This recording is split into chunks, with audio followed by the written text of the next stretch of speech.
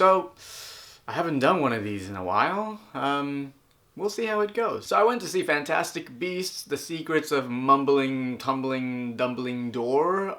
Actually, I was gonna do a vlog of me going to the movie theater and also talking about this movie, but this is what happens when you arrive at the movie theater 5 minutes before the movie starts and you decide to, for some reason, you decided to get some food and drinks at the concession stand. So naturally, I didn't film a lot of footage, so yeah, this is what I'm doing, talking about this movie. So the first Fantastic Beast, I did a review here on this channel, and I like the first one. I think it's fun, it's fluffy, it doesn't take itself too seriously. And then the second one came out, and that was just a lot of nothing. You know, there was a lot of talking, there's a lot of exposition, but the talking wasn't really going anywhere. And that movie kind of killed any interests or hopes that I had for this series. But then again, I went to see this one anyway, so I guess I don't know myself. And this movie is just, it's whatever. I have this feeling that they haven't really mapped out or talked about what they want to do with this series. Like, we are 3 movies into this, and it still feels like they're trying to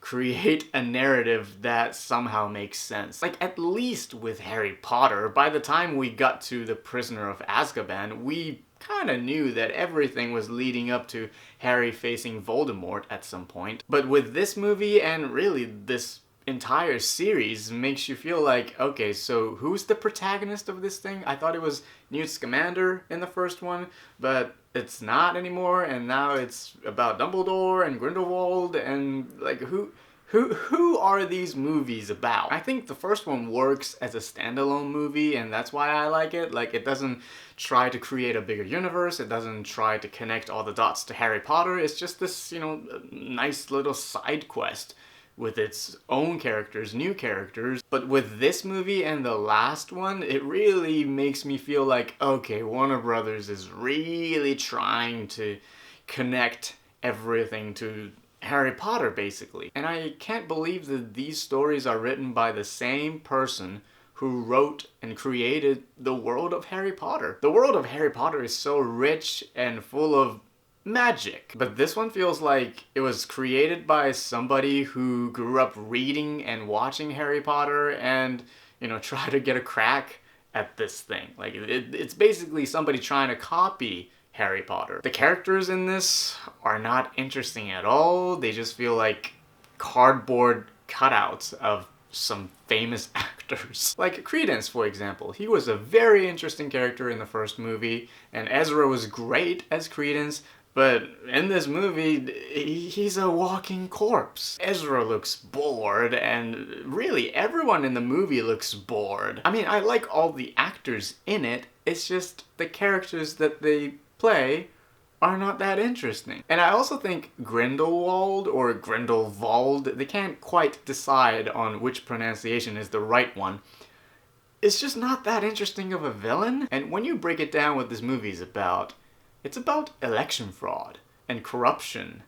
And I can't quite tell who these movies are for. And there's a line in the beginning of the movie where Dumbledore says, well, Grindelwald is trying to create a world full of hate and bigotry. And I thought to myself, wow, I don't know who wrote that line, but I really hope it's not J.K. Rowling. After all the turf tweets and all the bigoted comments, like, I really hope that line was not written by her, because that would be so hypocritical. Is this a bad movie? Not really. Like, I like the look of this movie. I think it is a well-made film. I love the costumes. I love the set design. I love the, you know, there's a lot of work that goes into making the look of this world. I just think there's no heart or soul or even like an ounce of passion in the story. It just feels like everyone's half-assing it. Nobody gives a fuck. Nobody has an important story to tell. It's the definition of mediocrity to me. Some time ago, somebody famous said MCU movies are like theme park rides, and you know, they kind of are, but they at least try to be fun, roller coaster rides with cool effects and, you know, comfortable seats and seat belts fastened in every single row, like all the safety measure and stuff. Well, this movie feels like it's one of those made-for-kids roller coasters that's still under construction, still missing some crucial parts like wheels and, you know, seats and stuff, like no safety measure at all, and is overseen by some bored-ass manager who doesn't give a fuck about park management and is just only here for the money. That's just what this movie feels like. So overall, do I recommend this movie? I don't. I think there are better ways to spend your money and time. But thanks for watching. I hope you found it somewhat amusing. Maybe I'll do one of these every now and then when like some big movie comes out.